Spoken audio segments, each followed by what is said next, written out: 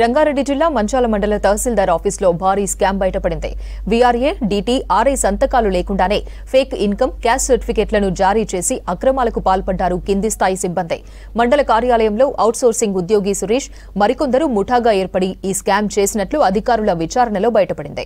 తప్పుడు దారిలో local, non local వారికి ఉన్నత విద్య కోసం సర్టిఫికెట్లను అమ్ముకున్నారు ముఠా సభ్యులు. ఒక్కో సర్టిఫికెట్కు 50,000 నుంచి 5 లక్షల రూపాయల వరకు వసూలు చేసినట్లు ఆరోపణలు వస్తున్నాయి. తహసీల్దార్ కంప్లైంట్తో కేసు నమోదు చేసి నిందితుల కోసం గాలిస్తున్నారు పోలీసులు. రంగారెడ్డి జిల్లా మంచాల మండల తహసీల్దార్ ఆఫీసులో భారీ స్కామ్ బయటపడింది. వీఆర్ఏ, డీటీ, ఆర్ఐ సంతకాలు లేకుండానే ఫేక్ ఇన్కమ్, క్యాస్ట్ సర్టిఫికెట్లను జారీ చేసి అక్రమాలకు పాల్పడ్డారు కింది స్థాయి సిబ్బంది.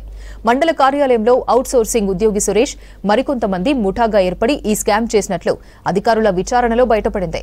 తప్పుడు దారిలో లోకల్, నాన్ లోకల్ వారికి ఉన్నత విద్య కోసం సర్టిఫికెట్లను అమ్ముకున్నారు ముఠా సభ్యులు. ఒక్కో సర్టిఫికెట్ కోసం 50,000 నుంచి 5 లక్షల వరకు వసూలు చేసినట్లు ఆరోపణలు వస్తున్నాయి.